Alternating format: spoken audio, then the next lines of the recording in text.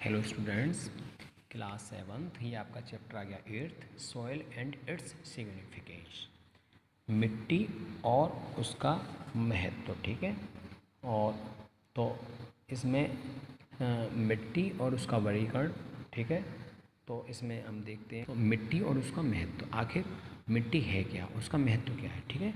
तो देखिए, importance function of soil. Soil provide plants with essential minerals and nutrients. Soil provide air for gases exchange between roots and atmosphere. Soil protect plants from erosion and other distributing physical, biological and chemical activity. Soil hold water, ठीक है, and maintain adequate aeration. देखिए, soil क्या है? मिट्टी, जो जिसमें हम पेड़ पौधे उगाते हैं, जो हमारे जिसमें हम फसल करते हैं। ठीक है ना। जो हमारे वृक्षों के कटान को रोकती है वह मिट्टी होती है। ठीक है ना।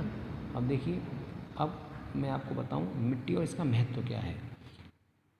इसके बनने में मिट्टी का लोहा और मिट्टी के जल का बहुत बड़ा महत्व है। ठीक है ना।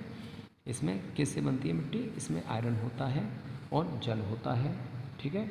और इसमें इसके लिए मिट्टी में और मिट्टी महत्वपूर्ण क्यों है? ठीक है। महत्वपूर्ण इसलिए है कि इससे हम अपनी फसलें उगाते हैं।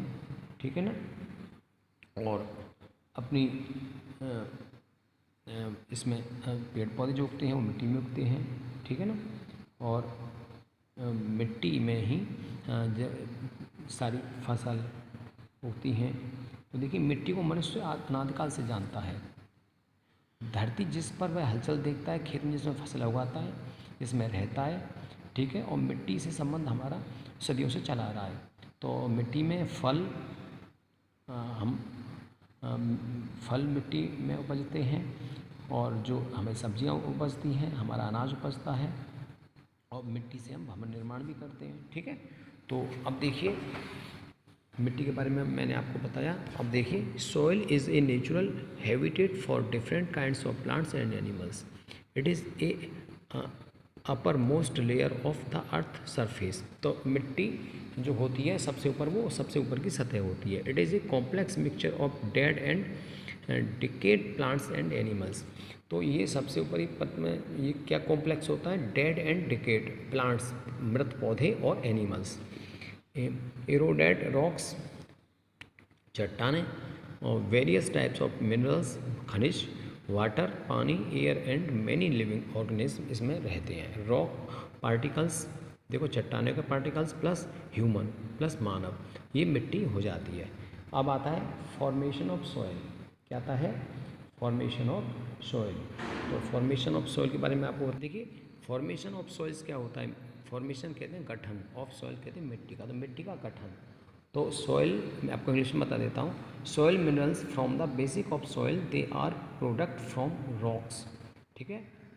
और through the process of weathering and natural erosion, water, wind, temperature change, gravity, chemical intention, living organism and pressure different, all help breaks down present material. अब देखो, हिंदी में बताता हूँ। सॉइल का जो मिट्टी के गठन का क्या अर्थ रहता है? पृथ्वी ऊपरी सतह के मोटे, मध्यम और बारीक कार्बनिक तथा अकार्बनिक मिश्रित कणों को मृदा मिट्टी कहते हैं। किसको कहते हैं? ऊपरी सतह के मोटे, मध्यम और बारीक कार्बनिक तथा अकार्बनिक मिश्रित कणों को। ऊपरी सतह पर से मिट्टी हटाने पर प्राय चट्टान सेल पाई जाती है। ठीक है ना। कभी कभी थोड़ी गहराई पर भी चट्टान मिल जाती है। तो इसी को हम मिट्टी का गठन कहते हैं। यहाँ पर देखिए, the formation of soil takes place by a process known as weathering. ठीक है। It is the process of which big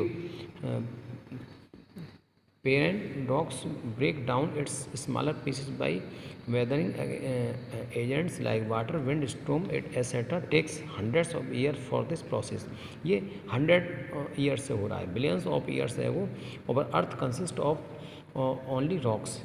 No soil was present anywhere. Soil was formed from these rocks due to weathering over a long period of time. ठीक है।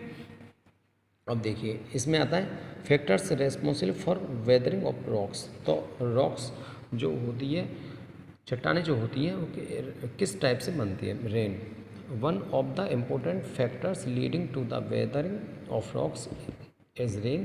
It contributes in the following ways. First of all, the heavy rains hit the rocks very harshly and cause them to weather in a long course of time. तो ये जो बरसात जो होती है बहुत तेज़ी से, तो वो चट्टानों को काट देती है.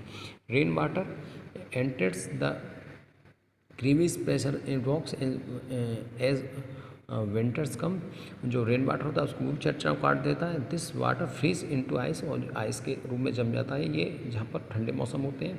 वाटर एक्सपेंड ऑन फ्रीजिंग, और so the water that has been converted into ice inside the creeps also expand and acts pressure on the creation. This leads to breaking of rocks into small pieces. These broken pieces of rock are carried away by rainwater, and these collided with each other and also with the ground. These pieces further converted into much smaller pieces. अब देखिए ये आता है wind. Wind means हवा होती है. The broken piece of rocks are carried away by wind. तो जब चट्टानों के जो थोड़े पीस हो जाते हैं छोटे छोटे, तो उनको जो विंड हवा बहा कर ले जाती है. Winds makes these pieces of rocks collide with the ground and with each other. This result in the conversion of small pieces is rocks into tiny particles. और ये टिनी पार्टिकल्स में जो चट्टानें होती हैं, ठीक है ना, और उसमें चट्टानें टिनी पार्टिकल में टूट जाती हैं, उसको बहा के हवा ले जाती है दूर तक. Plants and animals. Roots of some plants and trees penetrate rocks, thus a pressure is trend over rocks. This pressure leads to crack in the rocks and thus weathering. अब आता है टेम्परेचर, तापमान. Rocks heat up and extend in the bright sunshine, but they contract when the temperature fall during night. देखिए जब temperature जब बढ़ता है तो रॉक चट्टानें गिरती हैं. This survive expansion and construction weakness rocks causing them to weather. अब देखिए आता है कंपोजिशन ऑफ सॉइल. बताओ सॉइल में क्या क्या कंपोजिशन है. देखिए कंपोजिशन ऑफ सॉइल्स में क्या रहता है कि इसको कहते हैं मिट्टी की संरचना. तो मृदा संरचना मिट्टी और उनके बीच स्थित छिद्र स्थान के ठोस भागों की व्यवस्था का वर्णन करती है.